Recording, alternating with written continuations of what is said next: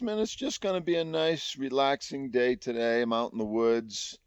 I'm going to put some use on my new 73 Forge custom knife that Steve made me, and we'll just put a little use on it. It's not going to be a full review, and I'm also going to show you some waterproof socks.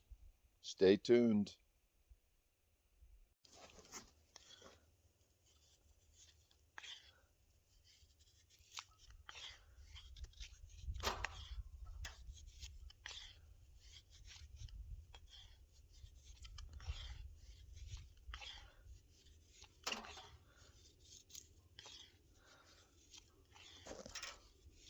So the key to getting your fire started when you're making curls is to have the right mixture of fine, very fine curls that'll catch a spark or take a match, and then a little bit bigger curls to get the fire going. Also have some dead twigs in here from the bottoms of the trees, and all I need is just a few more shavings in there, and it will go up rather easily, even with a ferro rod. But this knife that Steve made me, Scandi Grind A22 steel, and the edge is perfect. It's near a Zero Scandi. I will probably eventually just put a little slight relief bevel on that, just to strengthen it up a little bit. It'll cut the same if you do it right. But yeah, this thing, maybe I'll call this knife the Beaver, because this thing eats wood. And this is a gnarly piece of Colorado pine, and it just goes through it like butter.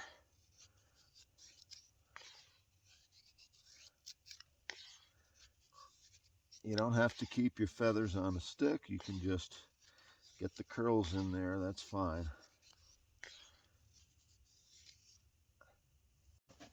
All right, so I got that filled up, my camp stove filled up with a lot of shavings, a lot of dried sticks, and I just made a bottom of some bigger sticks at the bottom to hold it all up. You know, a lot of people, when you use your knife to make fire, and maybe some batoning and feathers and stuff like that, so many comments on YouTube, people get so upset. Oh, that's not what your knife is for. You should never do that with your knife. You don't need your knife to make fire. You know, just break some sticks and get some leaves. And you know, that may be true. You can do that, but why can't you use your knife if you want to? Why do people get so mad and upset over using your knife instead of a hatchet or an axe, or instead of just using your hands to gather material? Yeah, there's all kinds of different ways to get a fire started, and there's all different types of fires, but why can't you use your knife? We'll talk about that in a little bit. But anyways, I'm just going to get some fine, see if I can get some real finer shavings in here before I'm going to use the ferro rod. And this thing just digs into this wood. It's got to go real easy and just ever so slight to get some small little fine curls. Try to get on the edge and get those little fine curls in there. Oh, that one was a little big.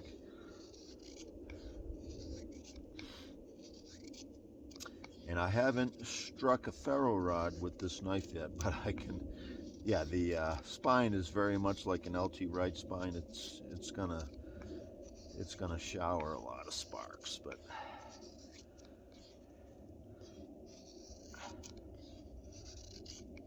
and it should catch and get this fire going.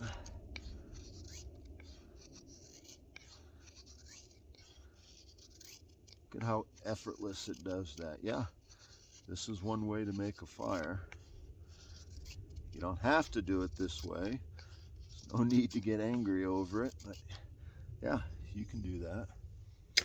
All right, let's see what she does.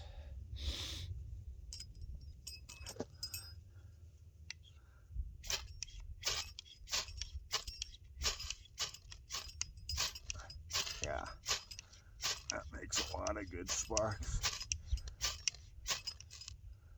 And my shavings are kind of big, but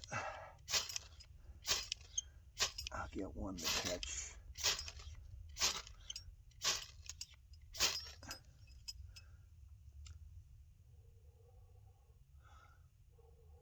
Yeah, I still needed some finer shavings, but look how this knife sparks that ferro rod effortlessly. There we go. It's not the knife's fault that it took so long. It's my shavings are just too big to catch it very quick.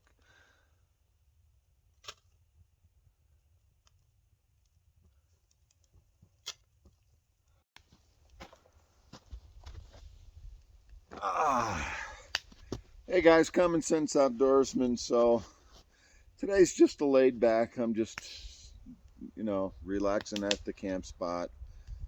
Lit a nice fire in my stove with my 73 forge knife, and it just, through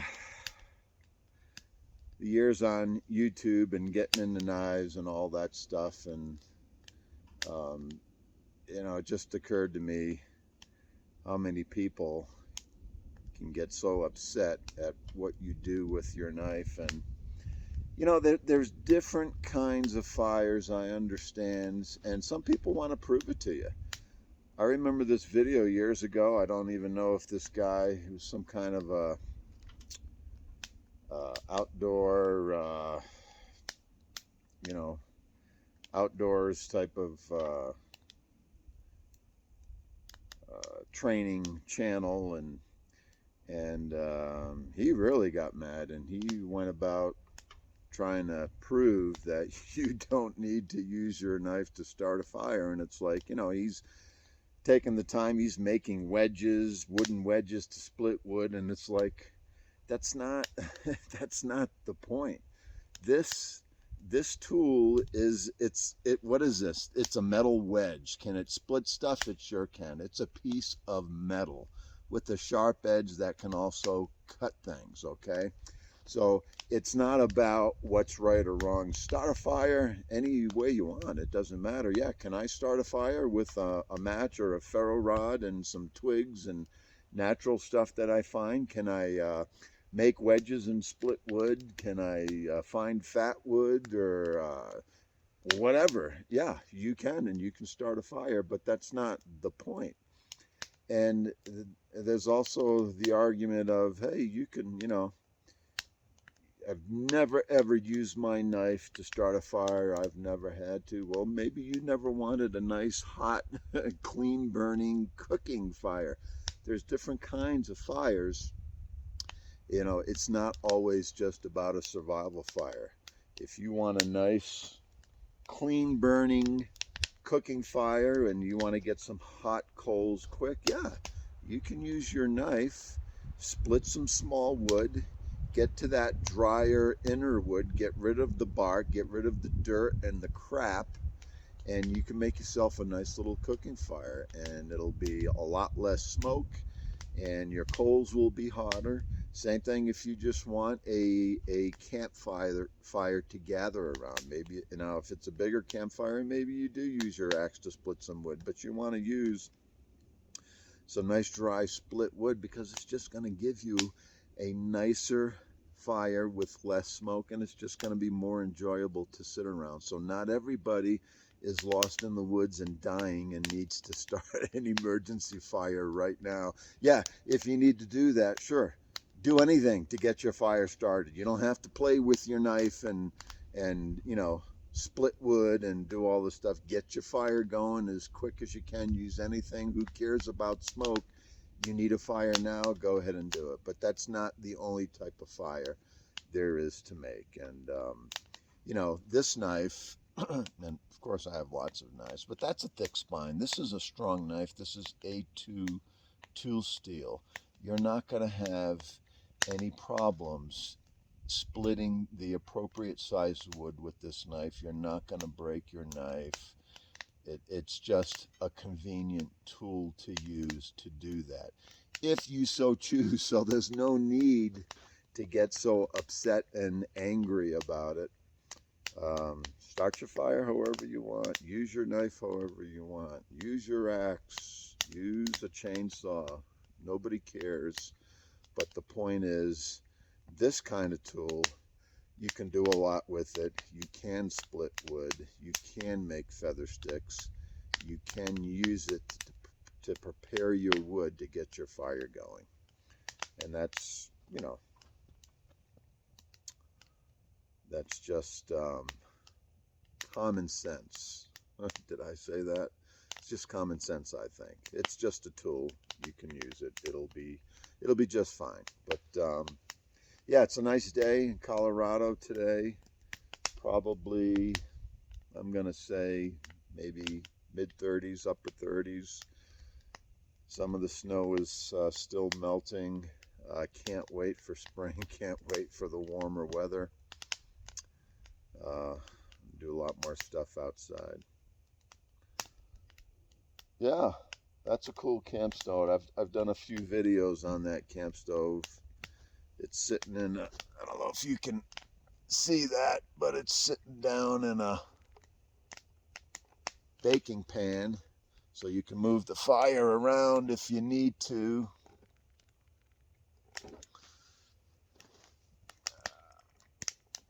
Works really well. Packs in a backpack okay. It's not too heavy, not too bad to carry, but when you just want a nice simple fire, and it's good for, you know, your campsite at night and sleeping, you can move it around, have smoke control, heat control, whatever. It works really well. But anyways, another thing, I've got these cool socks on, and enjoy the fire for a few seconds, and then we'll talk about some waterproof socks.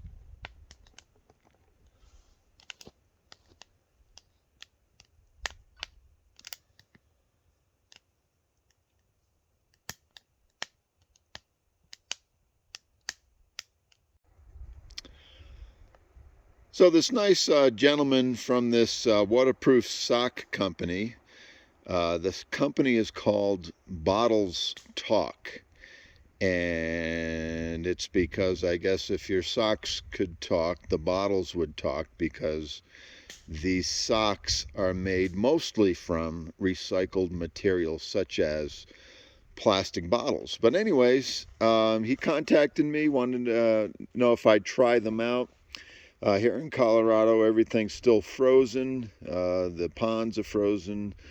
So I'm going to walk through the snow with these. I've been wearing these for a few days. They are comfortable. And they have a waterproof membrane in them. And they're even marked left and right. So you know what foot to put them on. So I'm going to wear these for a few weeks before I do a final review and see if I can recommend them. So right now I'm just going to walk through the snow a little bit, freeze my feet, sort of like a Cody Lundin thing, just to try them out, see if they stay dry. Hopefully I don't poke a hole in them, but yeah, we will just do a little bit of a walk here. And yes, I don't care what Cody Lundin says, my feet are freezing. I like shoes, but this will give it a little bit of a test. Stepped on a stick there, ouch.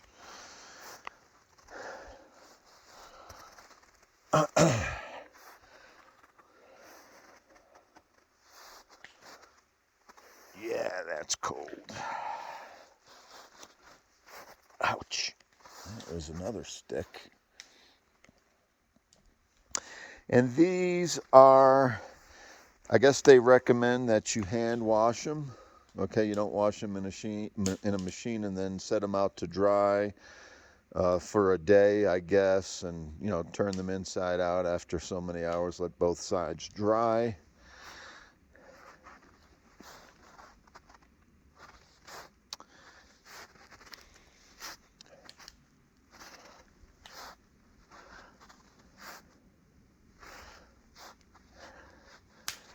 Yeah, they feel sturdy. I mean, I don't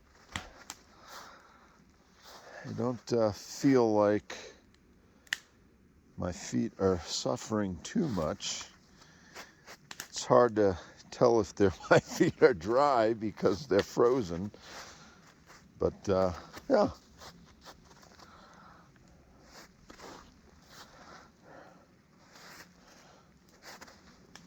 Yep. So yeah, BottlesTalk. That's BOTTLESTALK, as if the recycled bottles are talking back to us. And so far so good. I'm going to wear these for a few weeks.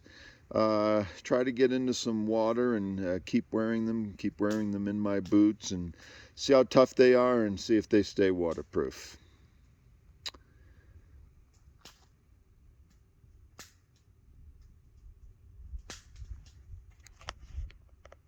Now I'm going to go warm them up by the fire.